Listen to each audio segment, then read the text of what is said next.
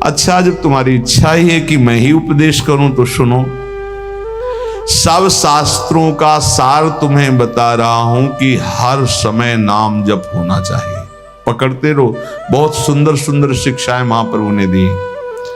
सब साधनों का सार है हर समय नाम जप होना चाहिए। पहला, प्रेम की उपलब्धि केवल नाम स्मरण से ही होती है। सेवक जी महाराज कह रहे, प्रेम मूल यह नाम है, प्रेमी रसिक जपत यह नाम, प्रेम मगन निज बन विश्राम। नाम स्मरण सर्वश्रेष्ठ सुख का साधन है। नाम स्मरण प्रेम उपलब्धि करता है। बस समझना यह है कि नाम स्मरण कैसे बन के किया जाए। प्रेम प्राप्ति के लिए सबसे पहले साधु संग करना अत्यंत आवश्यक है। साधन है नाम स्मरण। नाम स्मरण की पूर्ति, नाम स्मरण करना, नाम स्मरण बढ़ाना, नाम स्मरण बचाना, ये साधु संग से होता है। शास्त्रों में ढूंढो तो हर बात का आपको प्रमाण मिलेगा। श्री ध्रुवदास जी कह रहे, भजन न होई संग बिनु, भजन बिना नहीं प्रेम। भजन के बिना प्रेम नहीं होगा, भजन बिना साधु संग के नहीं होगा। तो बोले साधन को हरि भजन है, कै सत्संग सहाय। साधु संग सहायता करता है भजन करने में, भजन बढ़ाने में, भजन पचाने में। साधु संग सबसे पहला कर्तव्य है भगवत प्राप्ति का कि साधु संग करे। साधु संग से नाम कीर्तन, सत्संग, भगवत लीलाओं का कथन श्रवण, नाम जप, ये साधन प्राप्त होने लगते हैं। जंतुर, कलावा, भस्म, राख, एक को बात नहीं कही नहीं। साधु संग से नाम कीर्तन, सत्संग, भगवत लीलाओं का कथन श्रवण और नाम जप, ये प्राप्त होता है। पकड़ो, यह है साधु संग। इन्हीं जो साधन बताए, साधु संग से इन्हीं साधनों को पकड़ना चाहिए।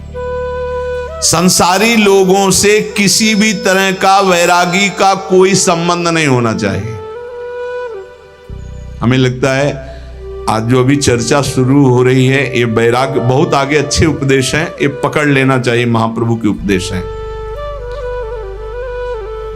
विरक्त को चाहिए कि अगर वो एकांत में बैठ करके सोचे कि मेरा कौन, तो पूरा घूमने पर मन को कोई अपना नहीं मिलना चाहिए। गुरु कृपा से आज तक ऐसा ही है, सब श्री जी के हैं, अपना कोई नहीं है।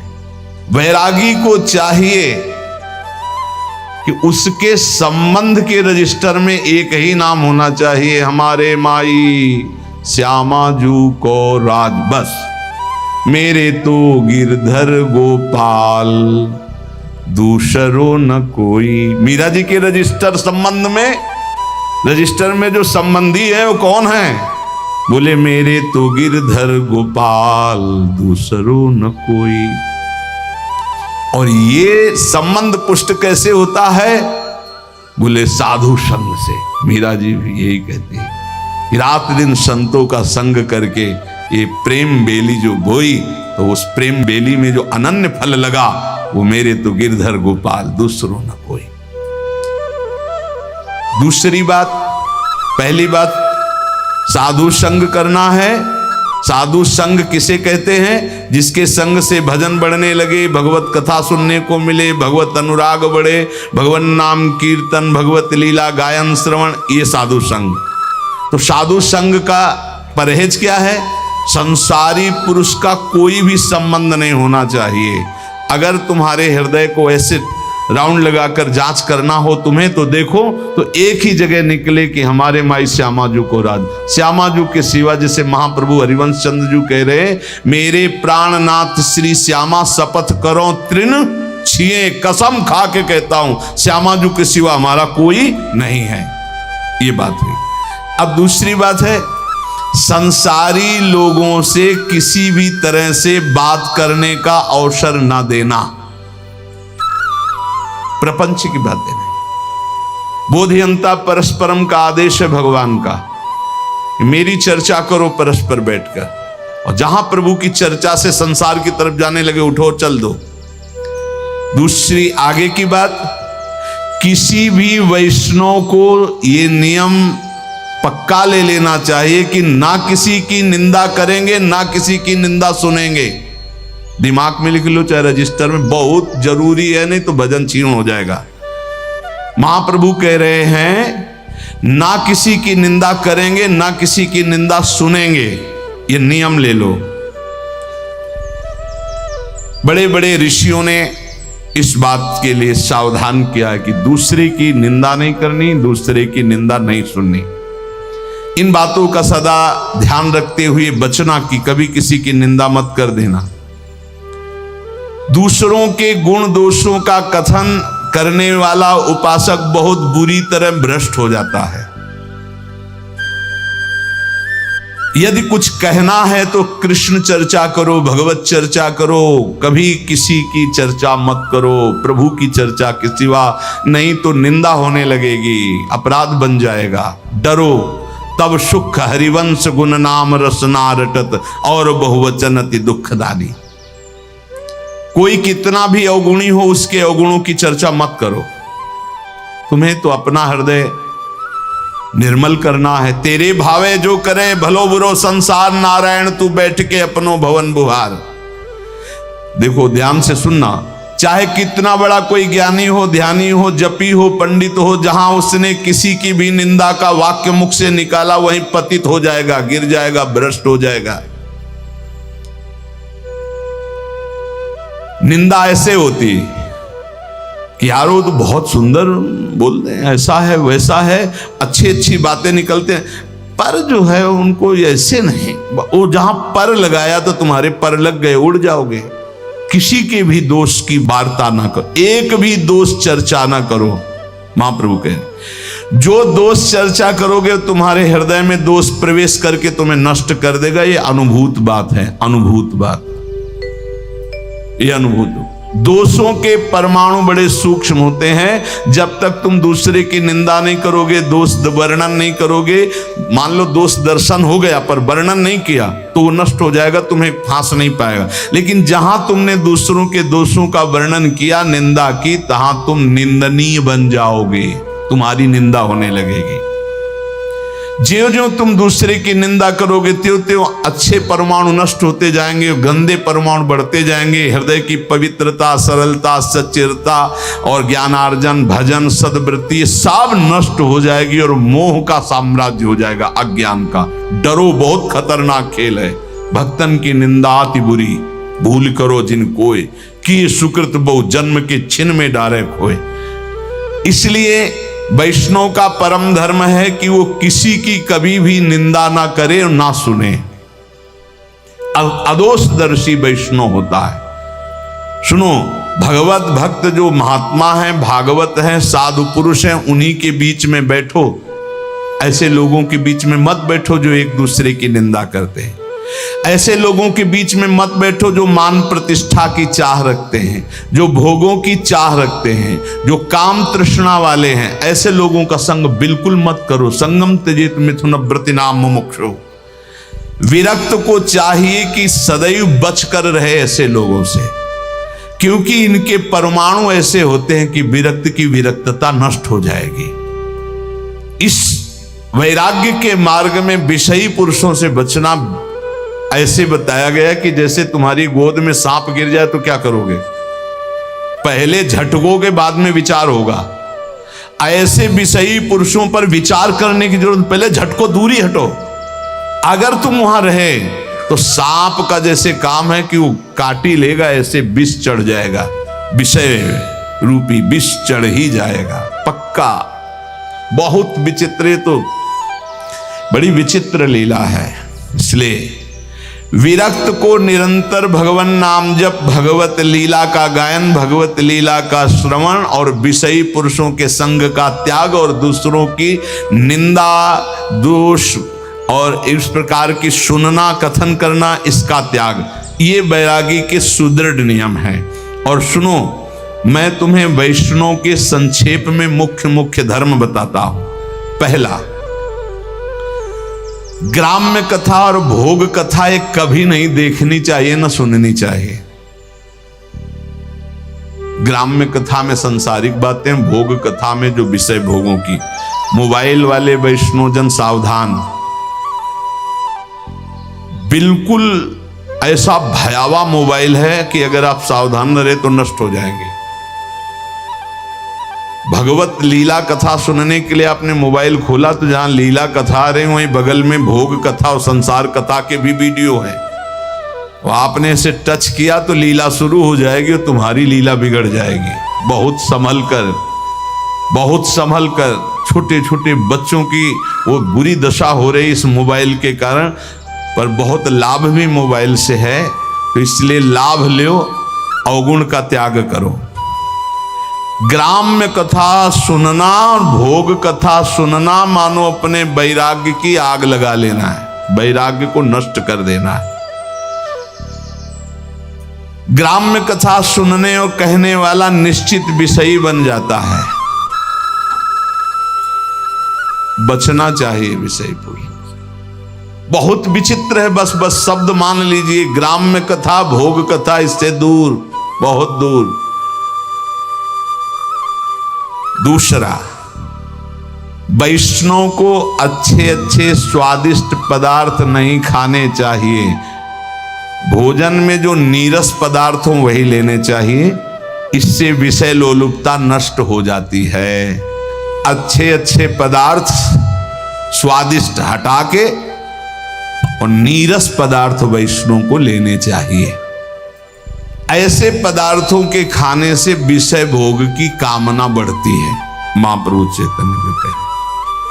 तीसरा, अच्छे चमकीले कीमती स्वच्छ वस्त्र वैरागी को नहीं पहनने चाहिए।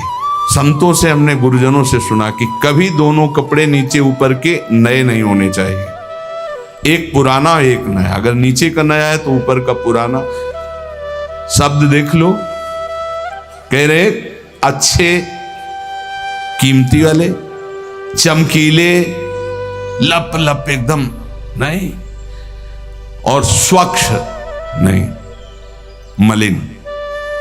मलिन वस्त्र, कम पैसे का वस्त्र, पुराना वस्त्र। अगर फट रहा है एक बदल सकते हो, एक पुराना। ऐसी रहनी से रहना चाहिए। अच्छे चमकीले स्वच्छ महंगे ये वस्त्र नहीं होने चाहिए बैरागी के। ये साधक को, बैरागी साधक को नहीं पहनने चाहिए। चौथा, कोई भी तुम्हारा सम्मान करे तो तुम उसे स्वीकार मत करो। दो प्रकार से, एक तो पंचांगों प्रणाम कर रहे आप करो, अगर ऐसा नहीं है तो आप तत्काल विचार करो कि ये गुरु और इष्ट के लिए प्रणाम हो रहा है, क्योंकि तिलक गुरु प्रदत्त, वेश गुरु प्रदत्त, जीवन गुरुदेव का, ये गुरुदेव और इष्ट का प्रणाम हो रहा, स्वयं कभी स्वीकार नहीं करना चाहिए। क्योंकि मान सम्मान स्वीकार करने से अभिमान आता है, और अभिमान से सारे साधन भागवती ढक जाते हैं, नष्ट हो जाते हैं। जहां अभिमान आया तो फिर विकार परेशान कर देते हैं। जैसे नारद जी को थोड़ा आ गया कि मैं काम विजयी हूं, तो फिर आगे की चरित्र सुना ही है। पांचवा, अपने को तो सम्मान नहीं लेना, लेकिन दूसरे का सम्मान जरूर करना है। दूसरे को इतना सम्मान दो मानो भगवान हमारे पधारे हैं, ऐसा भाव। यहां तक वर्णन कि यदि आप श्री जी की सेवा कर रहे हो, कोई वैष्णव आ गए तो श्री जी को ऐसे पधरा दो, जैसी स्थिति में हाथ जोड़कर खड़े हो, पहले वैष्णव का सम्मान करो, फिर श्री जी की सेवा करो। जैसे अपने आत्मस्वरूप प्रभु का सम्मान, ऐसे आए हुए घर में संत का, वैष्णव का सम्मान करे। उनके सामने अपने को अत्यंत दैन्य तुच्छाति तुच्छ समझे, इससे श्री कृष्ण बहुत प्रसन्न होते हैं। छठवां, खाते समय, स्नान करते समय और क्रियाओं के समय नाम छूट जाता है। कुछ ऐसे समय हैं जिनमें भजन में विघ्न पड़ता है, तो उन अवस्थाओं में सावधान रह करके नाम को पकड़े कि छूट ना जाए। जैसे भोजन पा रहे हैं, स्नान कर रहे हैं, कोई क्रिया कर रहे हैं, किसी व्यक्ति से मिल रहे हैं, इनमें भजन छूटता है। सावधान होकर वैष्णव को भजन पकड़ना चाहिए कि खाते पीते, चलते फिरते, मिलते, व्यवहार करते भी नाम जप ना छूटे। नाम जप से बहुत जल्दी श्री कृष्ण प्रेम प्राप्त होता है। 7वां, हर वैष्णव को प्रगट में ठाकुर जी विराजमान करने चाहिए। नाम राधा नाम विराजमान, छोटा सा राधा नाम, जरा सा इत्र स्नान कराया, इत्र लगा दिया, भोग लगा दिया, पर सेवा जरूर होनी चाहिए। बिना सेवा के कोई वैष्णव नहीं होना चाहिए। प्राय ऐसा होता है, कोई शालिग्राम जी रखते हैं, कोई गोपाल जी रखते हैं, कोई, पर ठाकुर सेवा प्रत्येक वैष्णव के पास होनी चाहिए। जो परम पवित्र मन वाले हो चुके हैं वो मानसिक सेवा भी कर सकते हैं, प्रगट सेवा और मानसिक सेवा आराध्य देव की। उपासक को चाहिए कि बनावटीपना बिल्कुल तुम्हारी साधना में नहीं होना चाहिए। बनावटीपने का मतलब होता है कि जैसे ऐसे बैठे हैं, सहज में ऐसे बैठे हो, 4 लोग दर्शन करने आते, कोई बनावटी नहीं होना चाहिए। वो फटाफट माला लिया, ऐसे गप्पा मार रहे थे, फटाफट माला लिया, कोई भी दम नहीं, कोई भी पाखंड नहीं, कोई भी नाटकबाजी जीवन में ना आवे, नहीं तो बहुत बुरी तरह साधक चौपट होता है। जब तुम नाटक करोगे ना तो माया को आदेश कर देंगे भगवान, कर नाटक इसके साथ, वृंदावन छूट जाएगा, भजन छूट जाएगा। हाँ, इसलिए किसी भी वैष्णव को किसी भी तरह का कोई नाटक नहीं करना चाहिए। नाटक बिल्कुल ठीक नहीं है। जो वैष्णव है वो केवल प्रभु प्राप्ति का लक्ष्य रखता है। महाप्रभु रघुनाथ दास जी को लक्ष्य करके साधन साध्य का उपदेश कर रहे हैं। 8 बजे रात्रि तक खूब नाम कीर्तन होता रहा। फिर जो गौड़ीय भक्त आए हुए थे महाप्रभु उनसे मिले।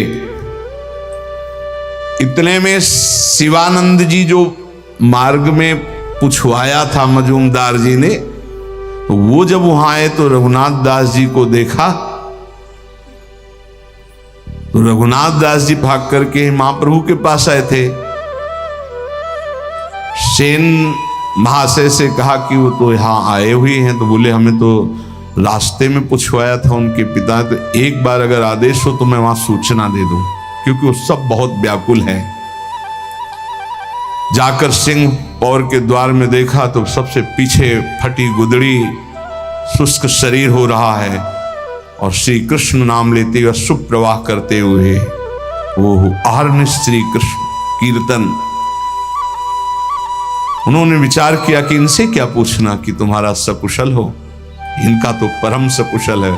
सकुशल तभी माना जाता है जब भगवान का चिंतन होता है। जैसे आजकल लोग पूछते हैं कुशल मंगल, बोले हाँ सब कुशल मंगल, तो कुशल जानते किसे कहते हैं? तब लगी कुशल न जीव कहूं, सपने हूं मन विश्राम, जब लगी भजत न राम कहूं, शोक धाम तज काम। कुशल तभी माना जाएगा जब आपके मुख में नाम जब चल रहा है, नहीं तो कुशल मंगल नहीं। और मंगल मंगल भवन मंगल हारी, उमा सहित जेहि जपत पुरारी। मंगल भवन भगवान का जो स्वयं उमा सहित भगवान शिव नाम जप करते हैं। यदि नाम जप नहीं हो रहा तो कुशल मंगल नहीं तुम्हारी। और बोले कुशल मंगल, बोले सब कुशल मंगल, पर पंच करते हुए कुशल मंगल, नाम जप करते हुए। सेवक ने तत्काल पत्र लिखा, शिवासेन ने पत्र भिजवाया जगन्नाथपुरी से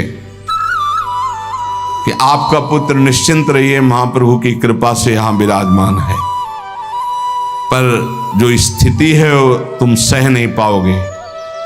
रघुनाथ दास सिंह पौर द्वार पर खड़े होकर भिक्षान जो मिलता है उसी को पाते हैं, और किसी से कोई और सुख सुविधा नहीं लेते। जब उनके माता पिता के पास पत्र पहुंचा तो हाय हाय मच गया कि अरबों खरबों की संपत्ति और बेटा भीख मांग रहा है सिंह पौर द्वार पे। माता तो मूर्छित हो गई ये सुन करके कि कैसे मेरा रघु जीता होगा। पिता ने अपने पुत्र के लिए तत्काल 4 रसोई, नौकर, सब 400 स्वर्ण मुद्राएं साथ में जाओ रोज रसोई बनेगी, अच्छे से अच्छे पदार्थ मेरे रघु को। अगर वो बैरागी बन के रहना चाहता है तो ऐसे रहे। हर माता पिता की ऐसी व्यवस्था। रसोईया जगन्नाथपुरी आया, 400 स्वर्ण मुद्राएं और कई रसोइये, कई नौकर। अब सुविधाजनक सुंदर भोजन बनाकर, और सेवक ने कहा कि 400 स्वर्ण मुद्राएं भी लाए हुए रघुनाथ दास जी से कहा आप सुखपूर्वक रहिए। रघुनाथ दास जी ने कहा एक भी मुद्रा नहीं। रघुनाथ दास जी ने सोचा जब रसोईया आया है तो ये सुंदर भोग बनाकर महाप्रभु की सेवा हो जाए। महाप्रभु से प्रार्थना की। महाप्रभु ने, उनके पिता परम वैष्णव हैं ये जानते हुए, थोड़ा प्रसाद स्वीकार किया। पर रघुनाथ दास जी प्रसाद वहीं पाते, सिंहपौर वाला जो मिलता, अपने पिता के द्वारा भेजी हुई सुविधा को नहीं। महाप्रभु की सेवा 8 दिन तक ये रसोईया बनाता। रघुनाथ दास जी ने फिर विचार किया कि महाप्रभु को ये सुख सुविधाएं पसंद नहीं। खुद उपदेश किया था, जब मैंने सब कुछ त्याग दिया है तो फिर मेरा कुछ है ही नहीं, तो मैं क्यों महाप्रभु की सेवा के लिए अपने पिता की संपत्ति का प्रयोग करूं। महाप्रभु तो हमारी प्रसन्नता के लिए स्वीकार करते हैं। 8वें दिन ही कहा रसोईया से अपने सभी उठाओ और वापस हो जाओ।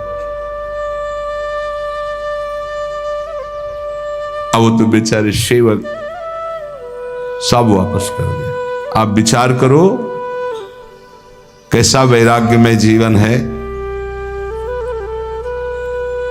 प्रभु ने कहा स्वरूप ठीक किया रघुनाथ ने। ध्यान रखना, ये विषयी लोगों का अन्न खाने से रजोगुण की वृद्धि होती है। उनके धन में ममता के परमाणु रहते हैं। महाप्रभु चैतन्य देव कह रहे हैं, घर वालों के धन में ममता के परमाणु रहते हैं। संसारी लोग कामना शून्य होकर तो अपने जामाता को भी नहीं खिलाते, औरों की तो बात क्या। मलिन बुद्धि वालों का अन्न खाने से कभी कृष्ण नाम जप नहीं होता, कृष्ण नाम कीर्तन नहीं होता और श्री कृष्ण प्रसन्न नहीं होते। जहां तक हो सके इन विषयी पुरुषों के अन्न से बचना चाहिए। रघु ने ठीक किया। आज तक मैं जो जाता था केवल प्रेम संकोच के कारण जाता था। बड़ा अच्छा किया, बहुत सुंदर किया। रघुनाथ का त्याग और वैराग्य प्रशंसनीय है, महाप्रभु ने कहा। रघुनाथ दास जी ने अब वहां भी मांगने के खड़े होना बंद कर दिया, क्योंकि लोग परिचित हो गए थे कि इतने बड़े धनी मानी के। तो स्वादिष्ट स्वादिष्ट पदार्थ खरीद कर रघुनाथ दास जी को देने लगे थे। भिक्षा लेना बंद कर दिया। एक क्षेत्र में जाते जहां अन्न बंटता था, दाल और महाप्रसाद ही बंटता था केवल, तो सायंकाल जाते जो बचा खुचा होता वहां से ले आते थे। महाप्रभु ने कहा रघुनाथ दास अब सिंह पौर पर नहीं खड़ा होता, क्योंकि दर्शन करके आते तो दिखाई नहीं देता, तो कहां से प्रसाद पाता है। तो उनका प्रभु अब वो एक क्षेत्र में जाते हैं और वहां से बचा हुआ दाल और महाप्रसाद ले आते हैं और उसी को पा लेते हैं। प्रभु ने संतुष्टि पूर्वक कहा ये सर्वोत्तम कार्य किया। सिंह द्वार पर भिक्षा की लालसा से हर व्यक्ति का मुख देखने की इच्छा होती कि ये दे दे, शायद ये दे दे। अच्छा किया। महाप्रभु ने जो कहा वो शब्द ये है कि इस तरह से वृत्ति रखना वैश्यावृत्ति कहलाती है। कि ये व्यक्ति आ रहा कुछ दे देगा, ये व्यक्ति आ रहा कुछ दे देगा, ये व्यक्ति आ रहा है, नहीं। मुख में नाम और चित्त में दूसरे का चिंतन बिल्कुल ठीक नहीं। जिसका नाम उसी का चिंतन। अच्छा किया उसने। एक बार चला जाएगा, क्षेत्र से ले आएगा, भजन करेगा, अच्छा है। स्वरूप गोस्वामी जी रघुनाथ दास जी को बताया कि महाप्रभु ने बहुत अच्छा कहा है। रघुनाथ दास जी ने सोचा फिर कुछ गड़बड़ी है। एक बार हम ये कह रहे थे कि जब गुरुजन प्रशंसा करें तो एकांत में बैठकर तुम रोना कि कोई तुमसे अपराध बन गया क्या कि तुम्हारे गुरुजन प्रशंसा कर रहे हैं। ये बात ध्यान रखना। बहुत प्रवीण थे रघुनाथ दास जी ने सोचा कुछ तो अभी त्रुटि रह गई। फिर रघुनाथ दास जी ने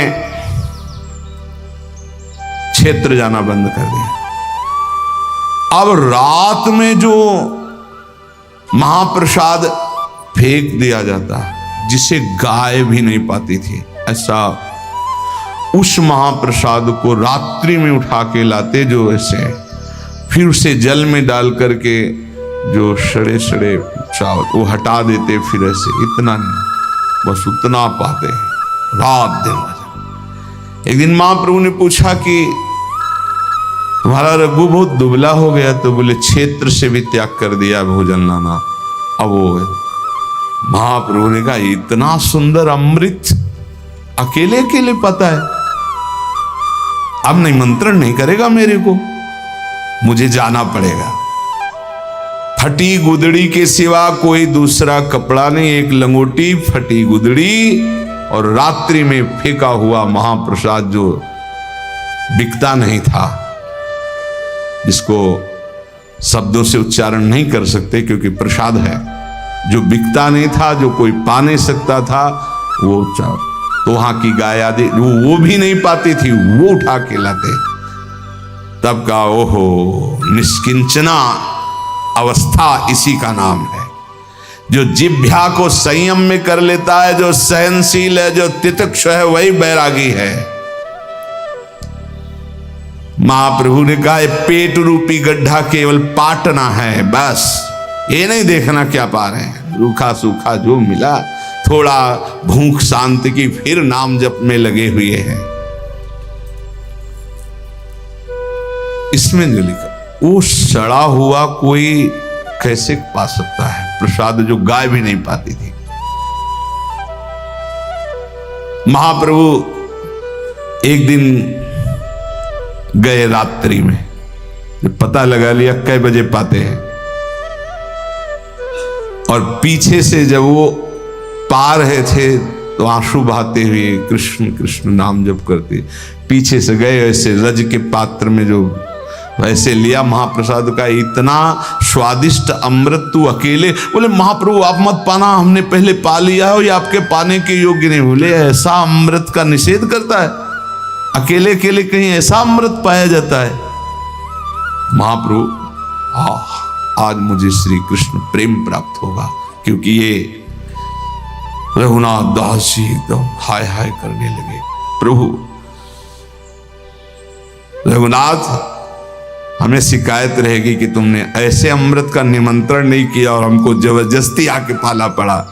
चरणों में गिर गए, कहा प्रभु ये आपके योग्य नहीं था, आपने ऐसा क्यों किया, आपने मुझे महापापी बना दिया, क्योंकि आपने उपा रहे थे रघुनाथ दास जी।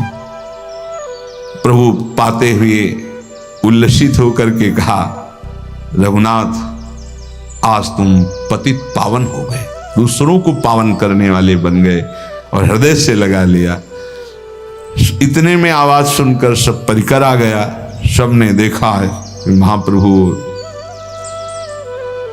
महाप्रभु चैतन्य देव ने कहा सच्ची बताऊं रघुनाथ, आज तक इतने पदार्थ खाए वो स्वाद नहीं आया जो आज मुझे आया। जैसे सुदामा के तंदुल में श्री कृष्ण, सबरी के बेर में भगवान श्री राम, और विदुरानी के केले के छिलके द्वारिकाधीश, ऐसे रघुनाथ दास जी के उस चावल को महाप्रभु पा करके कहते महाप्रसाद, आज तक इतने व्यंजन पाए वो स्वाद नहीं आया जो आज मुझे स्वाद आया। आज मैं श्री कृष्ण प्रेम को प्राप्त हो रहा हूं।